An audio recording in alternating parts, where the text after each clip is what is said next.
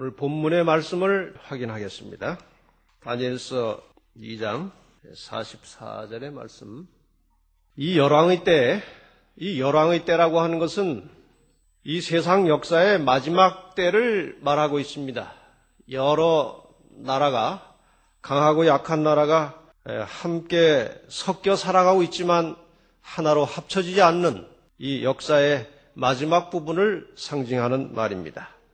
다시 말하면 역사의 마지막 부분에 하늘에 하나님이 한 나라를 세우시리니 이것은 영원히 망하지도 아니할 것이요 그 국권이 다른 백성에게로 돌아가지도 아니할 것이요 도리어 이 모든 나라를 쳐서 멸하고 영원히 설 것이라.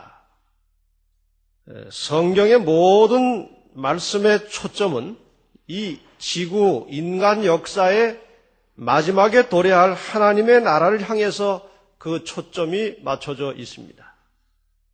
이 모든 인간 나라는 예수 그리스도께서 재림하심으로 하나님의 나라가 세워지는 순간에 현재 이렇게 유지되고 있는 인간의 역사는 끝날 것이라고 성경에 예언이 되었고 그 이전에 예언되었던 수많은 말씀들이 철저하게 완벽하게 성취되었듯이 이 마지막 예언도 분명히 우리가 사는 이 현실 세상에서 성취될 것이 분명합니다. 그런데 문제는 하나님께서 이 역사의 마지막에 하나님의 나라를 세우시려고 하지만 인간은 인간대로 사람의 나라를 세우려고 하는 것입니다. 지금 전 세계적으로 움직여가고 있는 흐름은 이 세계를 하나로 통합해서 다스리고자 하는 움직임이 매우 활발하게 벌어지고 있고 그러한 움직임을 가리켜서 여러 가지 전문 서적이나 또 관련된 서적에 보면 새 세계 질서라는 말로 표현하고 있습니다.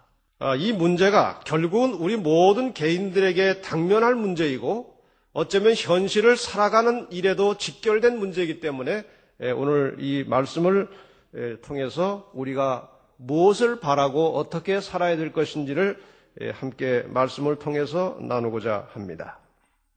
이 하나님의 말씀, 이 성경의 전체적인 흐름은 선과 악이 대립하고 충돌하고 있습니다. 선과 악이 싸우고 있는 역사가 진행되고 있다는 것입니다. 이 선의 세계를 지배하시는 하나님께서는 세상의 모든 사람들이 다 악에 속한 자신의 모습을 깨닫고 하나님께로 돌아와서 선에 속하기를 기다리시고 원하고 계십니다. 반면에 악의 세력을 지배하는 사단은 모든 사람이 다 자기 편이 돼가지고 하나님을 대적하고 이 땅을 사탄 자기의 세계로 만들기 위해서 아주 분주하게 활동하고 움직이고 있습니다. 일반인들은 이것을 잘 감지를 못할 수도 있습니다만 성경의 예언과 오늘 우리의 현실을 직시할 때 이것은 매우 현저하게 나타나고 있는 오늘의 현실이고 현상입니다. 여기 선을 지배하시는 하나님의 마음과 또 이 악을 지배하는 사탄의 숨은 전략이 무엇인지를 잠시 성경 말씀을 통해서 확인해 보겠습니다. 하나님의 마음은 에스겔 33장 11절에 이와 같이 표현이 되어 있습니다. 주 여호와의 말씀에 나의 삶을 두고 맹세하노니 나는 악인의 죽는 것을 기뻐하지 아니하고 악인이 그 길에서 돌이켜 떠나서 사는 것을 기뻐하노라. 이스라엘 족속아 돌이키고 돌이키라. 너희 악한 길에서 떠나라. 어찌 죽고자 하느냐. 하나님께서는 이 세상에 단 한 사람도 어떤 사람도 멸망받기를 원치 않으십니다. 모든 인간의 파멸과 죽음과 멸망은 자기가 선택한 결과입니다. 하나님께서는 여기 말씀하신 대로 모든 사람이 하나님께로 돌아오기를 기다리고 계십니다. 반면 사탄은 어떤 전략을 가지고 인간 세계에 역사하고 있는가? 베드로전서 5장 8절과 9절에 보면 근신하라 깨어라 너희 대적 마귀가 우는 사자같이 두루다니며 삼킬 자를 찾나니 너희 믿음을 굳게 하여 저를 대적하라.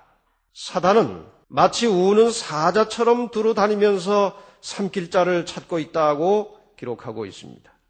한 절을 더 보면 거짓 그리스도들과 거짓 선지자들이 일어나 큰 표적과 기사를 보이어 할 수만 있으면 택하신 자들도 미혹하게 하리라. 다시 말하면 이미 하나님을 믿고 있는 사람들까지도 미혹해서 자기의 편으로 만들기 위해서 부지런히 활동하고 있다. 그런 뜻입니다. 그래서 결국 이 역사의 마지막에는 온 세계 모든 사람들이 양편으로 나누어질 것입니다. 둘로 나누어질 것입니다. 여기 예언서에는 이렇게 기록이 되어 있습니다. 계시록 13장 8절에는 어린 양의 생명책에 창세 이후로 농명되지 못하고 이 땅에 사는 자들은 다 짐승에게 경배하리라. 둘로 나누어집니다. 어린 양의 생명책에 이름이 기록되었든지 거기에 기록되지 않은 사람들은 짐승에게 경배하든지 이 짐승의 정체가 무엇인지는 나중에 나오게 될 것입니다. 생명책에 이름이 기록된 자들은 이제 하나님 나라에 들어갈 백성들을 말하고 있습니다. 생명책에 이름이 농명되지 못한 사람들은 인간 나라에 소속되어 있다가 결국은 짐승에게 경배하게 되고 결국은 마지막 하나님의 진노를 받게 될 것이다. 이것이 이제 성경의 예언의 흐름입니다. 그런데 이 생명책에 이름이 기록됐다는 말이 성경에 몇 차례 나오는데 그 중에 하나가 계시록 20장 13절과 14절입니다. 누구든지 생명책에 기록되지 못한 자는 불못에 던지우더라. 이 생명책에 이름이 기록되었느냐 기록되지 못하였느냐 이것은 대단히 중요한 문제입니다. 이 생명책에 이름이 기록되지 않은 자들은 결국 하나님의 마지막 심판에 들어갈 것이라는 말씀이에요. 우리 모든 성도들의 이름이 하늘 생명책에 기록되어 있기를 바랍니다. 이것은 대단히 중요한 일입니다. 이런 말씀을 드리면 어떤 분들은 나하고는 별로 상관이 없는 관계가 없는 그런 말처럼 듣습니다. 제가 얼마 전에 그 사슴의 동산에서 목회자들이 이제 협의를 하고 있었습니다. 근데 협의하는 중에 광고가 나와요. 그 차에 미등이 켜 있는데 어느 차가 아마 차 번호도 됐을 것입니다. 빨리 가서 이제 미등을 끄라고 광고가 나왔는데 저는 그게 그 많은 차 중에 제 차라고는 물론 생각을 안 했습니다. 그럴 리가 없다. 그래서 저는 그 광고를 그렇게 기다려 듣지도 않았습니다. 그런데 그날 저녁에 조금 급한 일이 있어서 중간에 잠깐 나왔다 다시 들어갈 일이 생겨가지고 저녁에 이제 차 문을 열고 시동을 거는데 시동이 안 걸려요. 배터리가 다 나간 겁니다. 아까 그 미등 켜져 있으니까 빨리 끄라고 한 차가 제 차였습니다. 여러분, 이 하나님의 말씀이 전해질 때 이것을 남의 일로, 충청도 말로 넘의 일로 생각지 마시고 자기 일로 생각하시기 바랍니다. 지금 말씀 하나하나가 결국은 나의 영원한 운명을 결정하는 것입니다. 오늘 저는 상당히 좀 무겁기도 하고 저럴 수도 있을까 하는 이야기를 가지고 왔습니다. 그러나 이것은 현실입니다. 일어나고 있는 일입니다. 그리고 그 모든 일들이 결말에 가서는 나에게 영원한 영향을 미치는 것들입니다. 우리 인류는 지구라고 하는 유한한 면적에 발을 딛고 살고 있습니다. 우리가 끊임없이 사용하고 있는 모든 에너지는 땅속에 고정된 상태에서 퍼내는 것이기 때문에 언젠가는 고갈이 될 것입니다. 인구는 계속 늘고 있습니다. 사람은 점점 많이 늘고 땅은 좁아지고 있습니다. 땅이 고정되어 있는 것 같지만 여러 가지 여건에 의해서 자꾸 사람이 거주할 수 있는 땅의 면적이 줄어들고 있습니다. 이것이 오늘 우리의 형편이고 우리 생태계는 상당히 많은 부분이 파괴되어 나가고 지구 환경은 극도로 오염되어 있고 더더군다나 정말 무서운 사실은 인간성이 파괴되고 있다는 것입니다. 도덕과 윤리의 부패와 타락이 극도에 달해 있습니다. 자연의 질서가 파괴돼 나가고 있습니다. 어차피 인류는 가만히 두어도 자멸할 수밖에 없는 것이 이 지구의 피하지 못할 운명입니다. 하나님이 이 땅에 하나님의 나라를 세우지 않으셔도 끝날 수밖에 없는 필연적인 환경이 우리 주변을 포위하고 있습니다. 이러한 때에 하나님께서 나라를 세우시려고 하는 이때에 하나의 세계 질서를 위한 인간의 시도들이 끊임없이 일어나고 있다는 것입니다. 이것은 상당히 벌써 오래전부터 일어났던 시도인데, 우선 바벨탑을 쌓을 때에도 이 온 세계를 하나의 질서로 통제하려는 목적을 가지고 바벨탑을 쌓은 것이죠. 창세기 11장 4절에 보면 또 말하되 자 성과 대를 쌓아 대 꼭대기를 하늘에 닿게 하여 우리 이름을 내고 온 지면에 흩어짐을 면하자. 흩어짐을 면하자는 말은 무슨 뜻인가요? 하나가 되자는 것입니다. 하나로 모여 살자는 것입니다. 이것이 최초의 새 세계 질서를 위한 시도였습니다. 그 뒤로 이 인간의 역사는 하나님을 등지고 인간이 지배하는 나라를 만들기 위해서 끊임없이 많은 시도들이 있었습니다. 조금 역사를 많이 당겨서 아시죠? 히틀러. 이 사람도 이미 1938년에 하나의 인류, 하나의 세계, 하나의 지도자를 주장했던 사람입니다. 실제로 1941년 1월에는 유럽의 새 세계 질서라는 말을 사용했습니다. 유럽을 하나로 통합해서 통치하고 다스려야 된다는 것입니다. 그 다음에 여러분 이 사실을 잘 모르고 계셨겠습니다만 지금 아들 부시 말고 아버지 부시 대통령 하셨죠? 근데 되게 부자간에 그렇게 대통령 하기가 쉬운 일이 아닌데 조금 혼란이 옵니다. 이름 사용하기가. 이 부시 대통령도 1991년 1월에 새로운 세계 질서에 대한 주장을 한 바 있습니다. 이 새롭게 세계 질서를 개편하기 위해서 저지른 일이 91년 1월 16일 중동에서 발생한 이라크 대 다국적군의 전쟁, 이것이 세계 정부 수립을 위한 하나의 시동이었다는 여러 문헌들이 있습니다. 이러한 시도가 지금 끊임없이 일어나고 있습니다. 그런데 그 중에 겉으로 드러나 있지 않으면서 가장 큰 힘을 가지고 이 세계를 배후 조종하고 움직여가는 세 단체가 있습니다. 물론 더 많은 단체가 있지만 지금 아주 힘 있는 그야말로 파워 엘리트 집단이 있는데 그 세 중에 하나가 제수이트라고 하는 것입니다. 이 제수이트라고 하는 단체는 1540년에 이그나시우스 로욜라라고 하는 사람이 창설을 했습니다.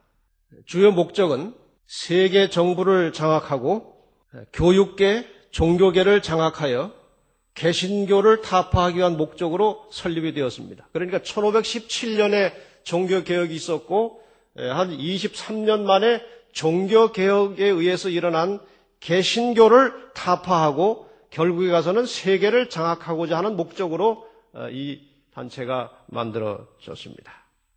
이 단체가 얼마나 무서운 단체인가 하는 것을 단적으로 설명해 주는 한 구절이 있는데, 제수이트 회원이 사제가 둘이 모이면 사람은 셋이다. 누구까지? 악마까지. 그러니까 철저하게 사탄의 세력에 의해서 지배되고 있는 집단이다. 그 뜻입니다. 실제로 이들의 예배는 사탄 찬양 예배입니다. 이것은 쉽게 말하면 이 가톨릭의 행동대원이라고 보면 거의 정확합니다. 이 집단이 지금 세계 도처에서 이 배후 조정을 하고 있습니다. 그 다음에 프리메이슨이라고 하는 단체가 있습니다. 이 프리메이슨이라고 하는 단체는 자유석공조합이라고 그렇게 우리말로 번역이 되어 있습니다. 프리라고 하는 말은 자유라는 말이고 메이슨이라고 하는 말은 석공을 말합니다. 이 돌을 깎는 기술자들입니다. 옛날에 이 돌 깎는 기술자들은 굉장한 대우를 받고 큰 지위를 가지고 있었습니다. 왜냐하면 큰 신전이나 아주 중요한 건물들을 짓는데 이 석공 기술자들이 기술을 발휘해야 되기 때문에 솔로몬 성전을 지을 때나 뭐 훨씬 더 거슬러 올라가서 이집트의 피라미드 같은 것들을 건축할 때 이 석공들의 힘은 굉장했던 것입니다. 그러다가 이 사람들이 이제 모여가지고 큰 힘을 가지고 이제 세계 도처에서 역할을 하다가 이것이 하나의 조직된 단체로 만들어진 것은 1717년 스코틀랜드에서 창립이 되었습니다. 근데 지금 저기 나오는 컴파스하고 자가 겹쳐 있죠? 저것이 이제 석공들이 일할 때 쓰는 도구인데, 그래서 프리메이슨의 상징 마크는 저겁니다. 저게 프리메이슨의 상징 마크입니다. 결국 이들의 목표도 세계 공화국을 건설하는 것입니다. 여기에 이제 한 단체가 또 있는데 일루미나이트라고 하는 단체가 있습니다. 이 일루미나이트라고 하는 것은 어떤 조명을 하다, 빛을 비추다, 뭐 그런 뜻입니다. 이 사람들은 원래 프리메이슨의 결사 대원이었던 아담 바이스하우프트라는 사람이 1776년에 독일 바바리아에서 창설을 했다고 전해집니다. 근데 묘한 것은 1776년이 또 다른 어떤 중요한 해입니까? 기억나십니까? 미국 독립기념일이 1776년입니다. 같은 해에 출발을 했습니다. 원래는 유대인이었는데 카톨릭 어떤 대학에서 강의를 하다가 결국 신부가 되고 예수회 당원이 되었습니다. 이 목표는 새로운 세계 질서를 확립하고 역시 세계 공화국을 건설하는 것이 궁극적인 목표인데 1782년 7월 16일에 빌헬름 베드 회의에서 이 프리메이슨과 일루미나이티 사이에 동맹이 체결돼 가지고 거의 같은 목적으로 움직여가고 있습니다. 여러분 이걸 잘 한번 주목해 보시기 바랍니다. 지금 세계라고 하는 것이 우리는 전혀 모르는 상태에서 정말 이상하게 움직여가고 있습니다. 지금 이게 뭡니까? 이거 보신 적 있습니까? 달러입니다. 달러. 1달러짜리 뒷면입니다. 1달러짜리 뒷면인데 저 1달러짜리 돈을 누가 도안했는가 하면 프리메이슨 단원들이었던 존 아담스, 토마스 제퍼슨, 벤자민 프랭클린 다 유명한 사람들입니다. 이 사람들이 저 1달러짜리 지폐를 도안했습니다. 여러분 이 왼쪽에 있는 피라밋 같으면서도 또 꼭대기가 잘려져 있는 이 부분을 잘 주시해 보시기 바랍니다. 저 속에 대단한 음모가 들어있어요. 우선 저 눈이 있습니다. 저 삼각형 꼭대기에 눈이 있습니다. 저 눈을 전시안이라고 합니다. 모든 것을 볼 수 있는 눈이라는 뜻입니다. 이것은 일루미나이트의 정신이 스며들어 있습니다. 빛을 비추어서 모든 것을 본다는 것입니다. 모든 것을 감시한다는 것입니다. 그 다음에 라틴어로 되어 있습니다만은 아누이트 코에프티스라는 말이 있습니다. 아누이스 코에프티스라고 하는 말이 해석이 상당히 구가합니다만 이 책 저 책을 참고해 보면 탄생을 알린다는 뜻입니다. 탄생을 알린다. 뭐가 탄생했다는 것입니다. 그 다음에 밑에 있는 단어가 세 개입니다. 보이십니까? 노버스 오르도 세클로룸. 노버스 오르도 세클로룸. 저거는 영어 단어하고 상당히 이제 친숙한 단어들입니다. 영어 단어가 여기서 온 것들입니다. 노버스라고 하는 것은 new, 새롭다는 뜻입니다. 새롭다, 새 것이다. 두 번째 나오는 오르도는 영어의 older, 질서라는 뜻입니다. 질서. 그 다음에 세 번째 나오는 그 세큘러룸이라고 하는 것은 세큘러, 이 세속 사회를 말합니다. 세계를 말합니다. 그래서 노버스 오르도 세큘러룸이라고 하는 말은 새 세계 질서라는 말입니다. 다시 말하면 저 위에 있는 두 단어와 밑에 있는 세 단어를 합치면 새로운 세계 질서가 시작되었다 이 말입니다. 언제 시작되었느냐? 언제부터 이 일을 착수했느냐? 여기 중간에 보면은 또 단어가 또 하나 있습니다. 저거는 숫자를 나타내는 것입니다. 여기서 M은 1000을 가리키는 단어고 D는 두 번째 나오는 D는 500이고 C는 100입니다. 100이 두 개 있고 L은 50이고 이 X자는 10이죠. 10. 그 다음에 V자는 5고 옆에 I자는 1입니다. 저것을 다 합치면 정확하게 1776입니다. 1776년에 새로운 세계 질서를 잡기 위한 시도가 시작되었다. 그렇게 이 전체 의미가 그렇게 잡혀 있습니다. 대단한 음모가 이 1달러짜리 지폐 속에도 들어있는 것입니다. 많은 사람들은 이 사실을 모릅니다. 그러나 역사의 배후에서는 이러한 일들이 진행되고 있다는 것입니다. 하나님의 나라가 임하기 전에 인간이 세계를 지배하고자 하는 일이 진행되고 있습니다.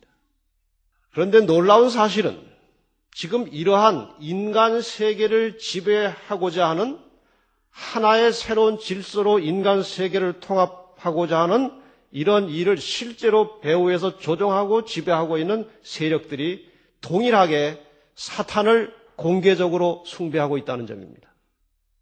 다시 말하면 하나님 나라가 임하기 전에 사탄의 나라를 이 땅에 세우겠다는 것입니다. 이것이 새 세계 질서라고 하는 말로 표현이 되고 진행이 되고 있습니다. 말스라고 하는 학자가 기록한 천년기, 또 밀레니엄이라고 하는 책 95페이지, 96페이지 보면 비밀 조직, 아까 소개했던 일루미나이티의 6가지 세계를 향한 6가지 목적 중에 6번째 목적에 관하여 이렇게 기록하고 있습니다. 교황청이 새 세계 종교의 원천이자 본부가 되기를 바라고 교황이 전 세상의 최고 성직자가 되기를 계획하며 교황은 지구의 영적인 자원을 정렬하는 사제의 왕이 되어야 하며 하나님의 신은 권위와 절대적인 권리와 책임을 이 세계적 지도자에게 주었다. 지금 이 세계 정부를 계획하고 진행시켜 나가고 있는 이 여러 파워 엘리트 집단의 최종적인 목표는 바티칸을 본부로 하려고 하는 것입니다. 그리고 교황을 세계의 최고의 존재로 만들려고 하는 것입니다. 그러나 이들만 이것을 하는 것이 아니라 교황권 자체에서도 그 일을 진행하고 있다는 점입니다. 여기 The Keys of This Blood라고 하는 피의 열쇠라고 하는 책이 있습니다. 이 책의 주요 내용이 무엇인가 하면은 앞으로 가톨릭의 세계가 어떠한 과정을 거쳐서 세계를 지배하게 될 것인지 그 전략이 이 속에 들어 있습니다. 그런데 그 서문 중에 이 내용이 나옵니다. 말라카이 말틴이라고 하는 신부가 쓴 책입니다. 원하든지 않든지 준비되었든지 않았든지 간에 우리는 세계적 패권 경쟁에 관련되어 있다. 제가 아까 서두에 그 미등 이야기를 했습니다. 말이 들리는데 남의 일처럼 생각하고 있었습니다. 이 새 세계 질서의 문제는 우리 모든 개인들에게 연관이 되어 있다는 것입니다. 준비가 됐든지 안 됐든지 관심이 있든지 없든지 간에 이 문제가 개인과 관련을 맺고 있다는 것입니다. 왜 그런가?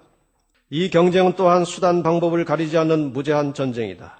일단 경쟁이 끝나면 세계와 그 안에 있는 모든 것, 즉 개인으로서나 국민으로서의 우리들 생활 방식과 가족 관계와 직업, 무역과 상업과 화폐, 교육 제도와 종교와 문화, 그리고 이제까지는 우리 모두가 자동적으로 향유하고 있던 시민의 자유, 이 모든 것이 영원히 철저하게 변형되어 있을 것이기 때문이다.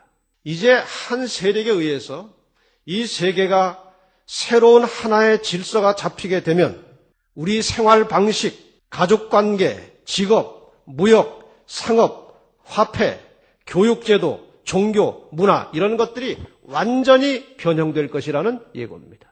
그래서 우리 개인은 이 새로운 세계 질서를 향한 움직임으로부터 절대로 자유할 수 없고 관련될 수밖에 없다는 것이 이 책의 주장입니다. 이제 이 새 세계 질서를 위한 전략을 지금까지 들으신 말씀을 토대로 해서 4가지로 정리를 해보겠습니다. 첫째로, 세계를 하나의 질서로 통합하려는 시도들이 끊임없이 계속되고 있다는 것입니다. 지금도, 그전에도 있어 왔고 지금도 계속되고 있습니다. 두 번째, 이 일을 위하여 전력을 다하고 있는 파워 엘리트 그룹은 예수회와 프리메이슨과 일루미나이티라는 것입니다. 물론 이 외에도 많은 단체들이 있습니다만 대표적인 세 그룹이 이것입니다. 그 다음에 세 번째, 세계 정부의 중심은 바티칸으로 세계의 지도자는 교황으로 세우려는 목표로 활동하고 있다. 이 점에 있어서 공통입니다. 그리고 네 번째, 이러한 시도와 성취가 언제 어떻게 될지 잘 모르겠습니다. 성취는 하나님의 나라가 이 땅에 임하기 직전에 있게 될 것이다. 예수 그리스도께서 오시기 전에 사단이 이 땅을 차지하려고 하는 하나의 음모입니다. 이러한 일들이 지금 진행되고 있음을 부인할 수 없고 이것이 오늘 우리의 현실입니다. 이 그림을 잘 주시해 보시기 바랍니다. 이거는 필라델피아의 리버럴이라고 하는 잡지에 제수이트가 어떤 힘을 가지고 있는지를 풍자한 그림입니다. 제일 앞에 보시면 The Earth, 지구가 있습니다. 지구를 누가 물고 있습니까? The Catholic Church, 천주교회가 지구를 물고 있습니다. Catholic Church를 누가 물고 있습니까? 제수이트. 지금 이렇게 힘의 구조가 되어 있다는 것을 미국의 한 잡지가 풍자해서 그린 그림입니다. 분명히 이러한 인간의 시도와 목적은 어떤 형태로든지 잠시 동안이라도 성취가 될 것입니다. 다가오고 있는 우리들의 현실입니다. 그런데 하나님의 나라가 세워지기 전에 이 새로운 세계 질서로부터 고립될 수밖에 없는 하나님의 백성들은 분명히 선제 공격을 받게 될 것입니다. 아까 이 땅에 어린 양의 생명책에 농명되지 못한 자들은 다 짐승에게 경배할 것이라고 되어 있었죠.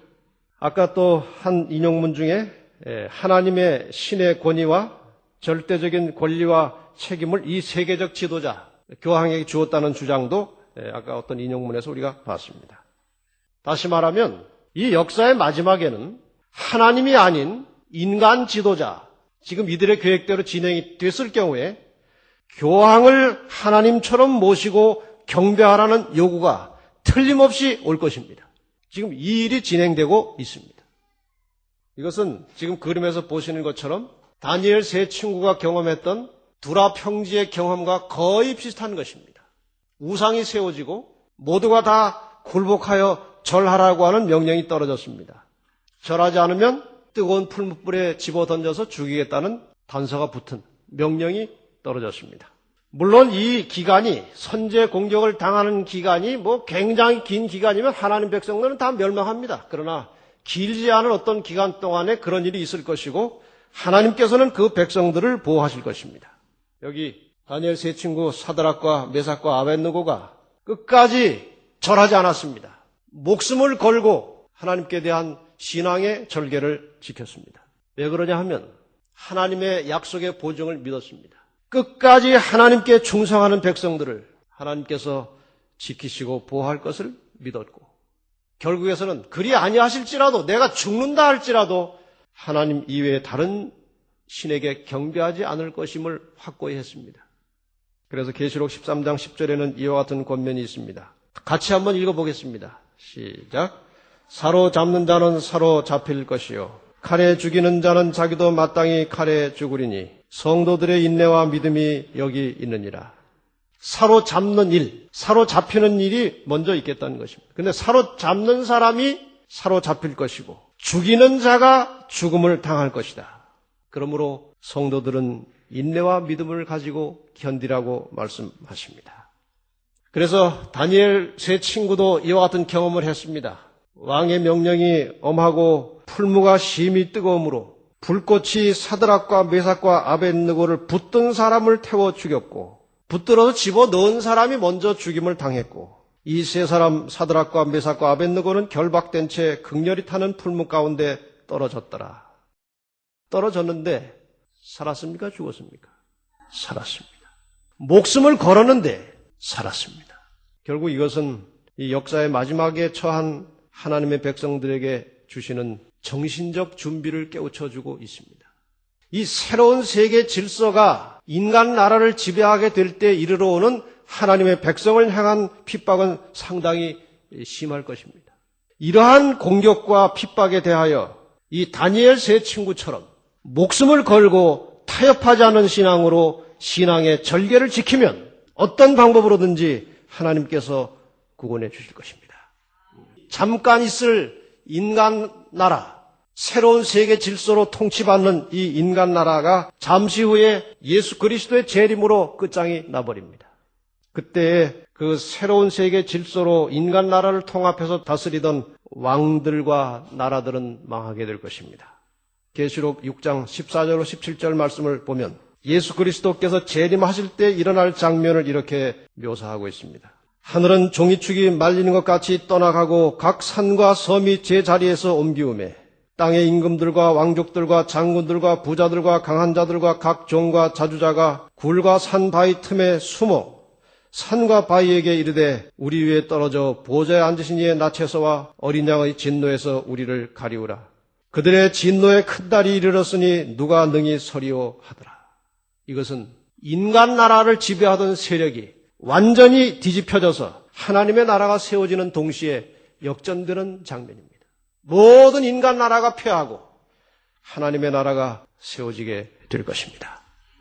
사랑하는 여러분들이시여, 새로운 세계의 지도자는 인간이 아니고 하나님이십니다.